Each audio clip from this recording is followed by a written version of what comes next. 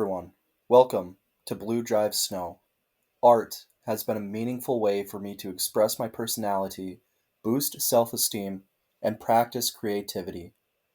Ever since I was a young child, the styles of tattoos and graffiti stood out to me the most. I want to discover more about these styles. Join me today as I travel to La Crosse, Wisconsin, and speak with professional artists Francis along with Adam. In this interview, we discuss what the life of an artist is like, along with the various challenges and opinions involved. Thank you so much to everyone involved in making this video, and thank you to everyone watching the video. Enjoy. What's going on, guys? First of all, I want to thank you so much for coming out here, talking with me today.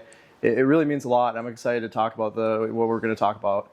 Same. Thank you very much. Excellent. Let's get into it. Tell me, where did it all start, when, and why? Wow. I guess I've always kind of been artistic. I didn't really realize that art could be a career till like way later on in life, you know.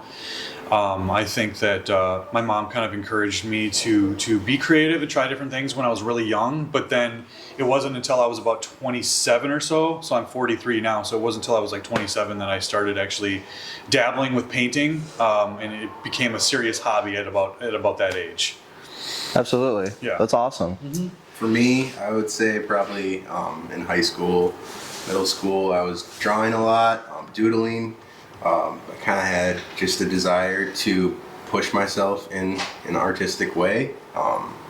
And from there, going to college in an art background, and continuing pursuing art. Excellent. What were some of your early inspirations? Probably train graffiti, watching the freight trains pass by, seeing the different colors, not really quite understanding it, but being very intrigued by it. And then also friends in the art community, watching them do the amazing things, not just painting, but noise music, various types of music and sculpture and stuff like that too. So friends, trains, my environment for sure. Excellent. Yeah. Absolutely. I would say definitely seeing trains, just street art in general, going overseas and seeing art. I've always been visiting art museums since I've been a little kid, and I think just having a well-rounded background and kind of keeping myself exposed in a different mediums and whatnot. So yeah. Absolutely. Mm-hmm. That's really cool to hear. What are some of the daily responsibilities as a tattoo artist? Daily responsibilities, I would say number one, just being clean. Okay. Through my apprenticeship, I was taught to set up correctly, make sure everything is bagged correctly, always wear gloves, make sure, when you're done tattooing, you're cleaning up after the tattoo process the Excellent. right way. Making sure clients are comfortable. Also, just having an open mind with your clients and being able to keep their ideas fluid, but also,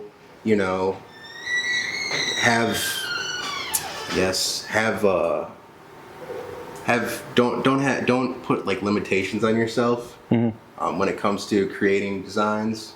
Yes. Also, like just make sure that it's something that's in between. You kind of find a happy medium with what people want, I guess.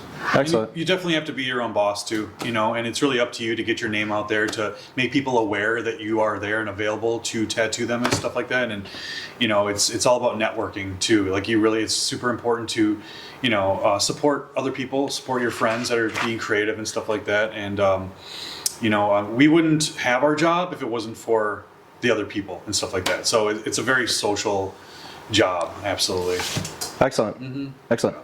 What are some of your views or opinions on the culture of this art? For tattooing, I would say that there's a lot of different outlooks on it. What was the question again? How do you view the culture? the culture of tattooing, I think it's a vast, there's so many different outlooks on what's going on in tattooing. There's so many different styles. There's so many different types of people that get tattooed. So therefore, there's no one way to like put it in a box. Right. I guess I would say I just kind of have. It's a very, very fluid sense of people that get tattooed, and there's so many different styles, whether it's realism, American traditional tattoos, Japanese traditional. Yes. It's such a vast thing, and that's what's beautiful about it. It's just like humans. Absolutely. We're able to, create and put whatever we want on our bodies. Absolutely. Yeah, I think that both graffiti and tattoos is kind of it's kind of an art form of like the working class. For a very long time, it kind of started as it was like criminals and thugs and convicts and people that worked in circuses that would have tattoos and stuff like that. And it's become very mainstream. Same with graffiti. Graffiti is extremely mainstream now, Yes. but I think that both tattoos and graffiti is still kind of mysterious. People don't know a whole lot about it, even though it is extremely mainstream and stuff nowadays. It kind of gets a bad rap still to some degree. They're both like they have their own individual like subcultures within each and stuff like that. With the various styles of tattooing, and then like in the graffiti world, you have every region of the world. Every continent. There's basically graffiti on. So it really kind of changes based on the region and stuff like that. And then you have like the traditional graffiti style, and then you have like street artists, which kind of they overlap, and then you have like the moniker world too, people that specifically just do simple small drawings on trains. So like within the graffiti culture, there's kind of various subcultures within that, basically. That's very interesting. So it seems like that a street artist that's actually really interesting, that there's a lot of different styles. Absolutely. Yeah, graffiti is more the graffiti that we know it is more name-based or letter-based, also known as style writing, versus like a street artist is more like image-based. So for instance, like Banksy or like Shepard Fairey, it's like a specific image that they would repeat or something like that. But both those worlds kind of like they definitely overlap for sure. That's awesome. That's awesome. Yeah. What are some of the challenges you two face in this industry? I would say, as a beginning tattooer, I'm new to the industry. Probably 5 years in tattooing, just learning how to market myself successfully through the internet and just social media. Like it's the hardest thing for tattooers to do, and it's just finding your niche, like what works for you, and getting your name out there. That is one thing that's very hard for me. I would say another thing is just I guess just continuing to just to push yourself every day to learn new things. Excellent. Nice. Yeah, I think that it's really not just about creating, painting and tattooing. There's a lot of behind the scenes stuff. There's a lot of personal work, personal growth that you have to go through. There's a lot of things that you have to line up back at home emotionally. You got to take care of yourself. There's a lot of things you got to do in your daily routine that to deal with mental health. I can't just come in here and tattoo or paint. It's like I have to like make sure that I ate breakfast, that I get my workout in, that I did all these other things in order that I'm in the right headspace to be able to create and make something beautiful and nice for people. Because I want to give the people a good experience and a good. I don't like the word product, but I want them to leave feeling fulfilled and stuff like that. So I need to do what I needed. I basically need to take care of myself in order to give them what they came here for, basically. That's incredible. Honestly, it sounds like a lot of self-care, along with a lot of motivation, perseverance, and drive. Exactly. Absolutely. That's really cool. Yeah. Is there anyone you guys would like to shout out? Oh, absolutely. My boy John, Pop Tart Tattoo. Okay. He's from the Twin Cities. He's over in Washington right now tattooing. Excellent. What's going on, John? And then boy Randy Randy. in St. Paul. Yes. Grand Avenue Tattoo. You know Yes. who you are. And then, yeah, I guess, there's people in Eau Claire as far as there's Keith, Mel. Those are dudes that I will always look up to. And yeah, that's about it, man. Excellent.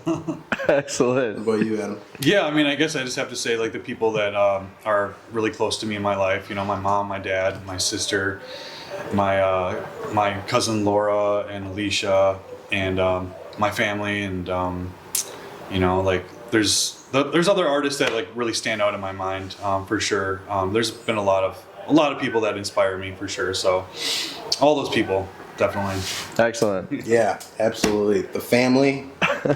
Can't forget my family. I don't know how I forgot them, but Well, I could tell it seems like you guys are making everybody really proud. Yeah. Honestly, with just by talking with you, get to know you guys. You guys seem really incredible. thanks, man. Appreciate that very much. Absolutely. No, thank you. What message are you two trying to share or express through your art? Adam, you want to go first? I think that coming up, I never realized that art could be a career. I thought it was like some far off fantasy and stuff like that, but it is possible to be a creative person and to make a living from it. And you just have to believe in yourself. You need to persevere. You need to never give up. And it's one foot in front of the other, and you just have to keep plowing forward. Like, don't give up that dream. Like maybe you have to work like a part-time job, or maybe you have a full-time job that you don't like right now, but don't give up on your dream. Like, you can make it happen. You just have to get outside your comfort zone and do a little bit towards your goal every single day. Excellent. Excellent.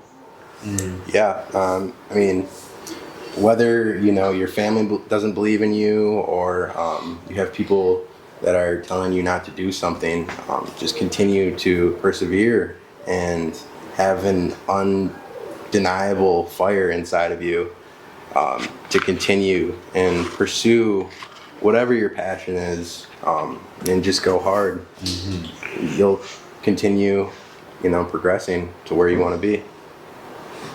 Excellent. Yes. I recently spoke with an EDM producer, and one of the things that he had mentioned was that instant gratification. And I think that's kind of what might be involved here. Is a lot of people are used to instant gratification, and it seems like if you want to develop a career in this industry, it's going to take time, effort, and probably not going to get it right away. No, Absolutely. I think For when it comes to being in the tattoo industry, I've just dipped my feet in the water. I'm super new to it. I do not claim to know everything, and I want to show respect to the individuals that have came before me. I'm learning so much about the industry, and I'm learning so much about tattooing through people that have done it successfully before me. And I think it's one way somebody described it to me. It's a marathon, not a sprint. And you got to keep yourself. You got to take care of yourself, and Right. Yeah. If you can take care of yourself, you can take care of others around you, and you can teach, and you can nurture yourself, and hopefully grow, as a human being and as an artist. And Excellent. Excellent. absolutely, man. Art can often help with confidence, self-esteem, and other positive self-talk. What ways has art helped improve your overall wellness? I think that my art is closely related to my sobriety. I wouldn't be able to do this if I hadn't gotten sober and quit drinking 8 years ago, and then I quit smoking weed a year ago. So when I started my apprenticeship, I knew that I was going to have to stop smoking weed. I'm not judging or whatever, but for me personally, I just needed to be clear-headed and stuff like that. So it's very tied closely to my sobriety and kind of like what I was talking about before. It's like I need to be in a clear mind and stuff like that when I'm here and doing my job. And it's like everyone has something that works differently for them in all that. But I just it's all about the mental health. We all, as human beings, it's part of humanity to deal with mental health, and we all kind of do it in our own ways. And Yes. hopefully we can all find what works best for us. Absolutely. Mm-hmm. Yeah, I mean, I think the idea of creating and keeping art in my life has been able to help my mental health, and it's also been able to happen because of the fact that I am sober. That has made such an impact on my life. I started going to group meetings where I would, talk about things, whether, substance abuse, and that really helped me, having a community around me that we were all trying to achieve the same goal of staying away from negative things. And those negative things that I stayed away from allowed me to achieve where I'm at right now and why I'm in lacrosse working with my best friend, so it's pretty cool. Excellent. That's actually really interesting now that I think about it. I can relate with you both about the sobriety. I've had quite a background, and now it's been a year, and I'm feeling really great. Now that I think about it, I can kind of make a connection. So I've noticed art has often gotten a bad rap with graffiti and tattoos, and I guess I'm trying to figure out how to say this. I think a lot of stigmas included with graffiti, tattooing, and art can be related to substance use. Mm-hmm. So I think that might be kind of a stigma that we've just kind of broken here, is that you don't need to be using in order to be good at art. Exactly. I think the same thing can go for comedy, music, and a lot of other performance related. Leading me into my next question, art like graffiti and tattoos have sometimes been related to drug, gang, or offensive related material. In your opinions, what do you think about these stigmas or stereotypes? Yeah, I mean, when it comes to tattoos, people always think it's low life tattoo people that get tattooed. I guess that's a saying, low life tattooed people. But I think that there's just this stigma that has been created, because the working class people have gotten tattooed in the past. The people that are getting tattooed these days, could be doctors, lawyers, and that goes back in the day. That was the thing, but it's just even more prevalent now and more common. I think that because you get tattooed, it does not mean that you should be looked at a certain way, but I guess there's always going to be people that judge others by their looks. That's something that is unfortunate, and it's not something that everybody does. Man, I guess I don't know what I'm trying to say here. It's kind of a lot, isn't it? Yeah, it is. I guess I definitely don't want somebody to judge me by the way I look, or by the way I feel about myself as a person. So I'm very open to others and how they look or how they want to express themselves. That's part of being an artist, just to be open-minded. But I think the whole I guess the our outlook on people getting tattooed in today's society, I think, is changing because, like I said, more and more people of professional backgrounds are getting tattooed, and that era of people that had issues with tattoos is now dying, unfortunately, but fortunately, I guess, like, those people are passing away. Okay. So it's becoming more accepted by the newer generations. I can see You that. know? Absolutely. The older generations, that's something of the past, you know. So Excellent. Yeah, and I think I would just Excellent. add that graffiti and tattoos are definitely misunderstood, but I think we're not just artists; we're teachers as well, and it's good to shed light on both things as well, tattoos and graffiti. And I've never been one for gatekeeping, but there's a difference. There's a difference between gatekeeping and education, and I think that's what we need to do. Obviously, with tattooing, there's a whole. You don't want to just go and start tattooing someone. You need to know, it's good to know the history, right? You want to know about sanitation and stuff like that. You could get a severe infection if you didn't do it the correct way. Same with graffiti. There's always going to be like a bad apple. There's always going to be people painting over something that they shouldn't, right? But you should be put on game, and you should be taught the right way to go about it. You don't want to go and just start spray painting someone's house or a church or something like that. You want to know a legitimate spot, a good spot where you could go and paint, right? You don't want to go and paint over someone else's art. There's a whole for graffiti specifically. There's a whole rules. I don't really like the word rules, but ethics, morals, and stuff like that. It gets pretty in depth for sure. So it's good to know kind of a little bit about the history. And graffiti has a very rich history. I mean, the graffiti that we know today is basically it's more polished cave drawings. You could look at it like that. So it's been around for a very, very long time. Yeah. So yeah, it's good to reach out to other artists and to find out the way to go about it, really. yeah, I think also, when you said not covering other people's writings or their graffiti. Yeah.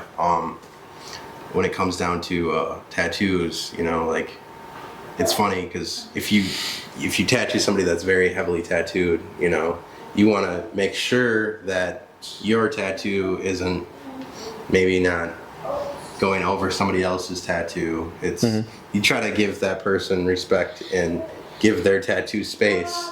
So it's kind of similar in aspects of graffiti, but in the tattoo world, we have our own way of doing things, I guess. But they, like Adam said, they kind of coincide with each other. So Excellent. That's amazing insight. Honestly, it's a whole lot. It is. And, I don't know how in depth you want to go, but it goes pretty deep for sure. Yeah. Yeah, absolutely. Very, very deep. And Yep.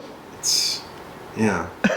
What other questions you got for us? Being well-developed artists, what advice do you have for someone looking to enter the industry? Somebody that's looking to become a tattooer, I would say get tattooed Okay. in your town, wherever you reside. Find tattooers that you look up to, people that you respect that have tattoos, and learn what you can from them. Use the internet as a tool, but don't learn everything you can from the internet. Books, and there's so many good books and resources that I've found that tattooers have in tattoo shops, and those books and those resources that they have are going to be way more informative than maybe a YouTube video, because you're going to find reference images in these books and the material, and it's the timeless stuff that it moves you, and it's also the real I guess the real it has substance. Whereas if you go on the internet and you look on Pinterest for designs, you're not going to find those things. I found a lot of reference material at tattoo shops, in books, Yeah. in asking questions about, you know, what does it take to become a tattooer, or what did you do, you know? Just having that persistence and bugging somebody about it is where I've came to where I'm at right now, and I'm gonna pursue it, and I'm gonna be persistent even more. You know, I have so much to learn about it, and I want to learn. I'm hungry to learn. Yes. Always gonna be a Yes. student to art in general. It doesn't matter if it's tattooing, graffiti, painting watercolors. You know, I love painting flash. It's something that somebody instilled in me, and it's something that I will continue to do. But yeah, I would say get tattooed and ask as many questions as you can. And yeah, Excellent. Excellent. Yeah, I mean, I can't really say much more than that. Draw every day, read Okay. books, go for walks out in nature, Yep. drink water. Excellent. Yep, that's Yeah. what I'd have to say. You heard it here, everyone. Get out there. So, graffiti and tattoos have multiple styles like realism, pop-up, traditional, tags, wild style, and many more. In your opinions, what is your favorite to create? for me, I would say I enjoy doing bubble letters and throw ups. Sweet. Something very quick. It's something that I've worked on a lot.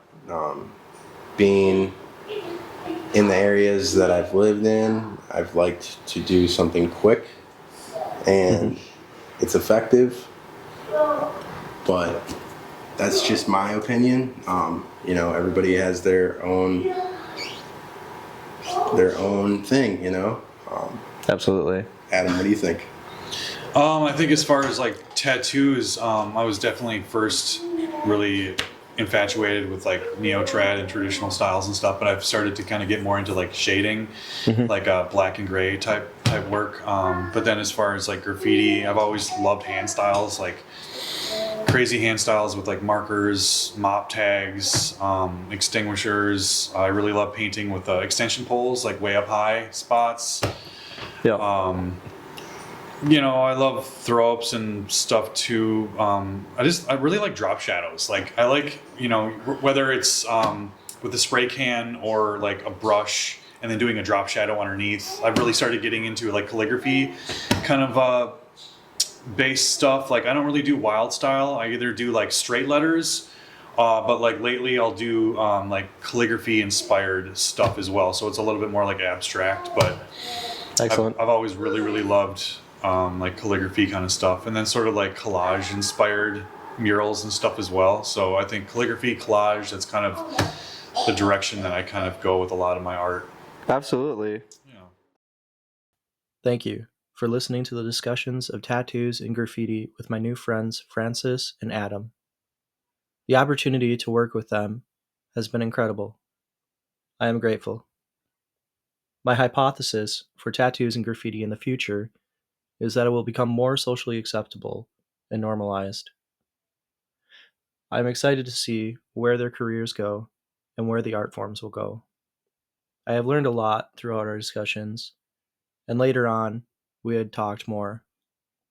I would like to share the mentioning of Dallas, along with Guest Pre, two coworkers, at least two professionals.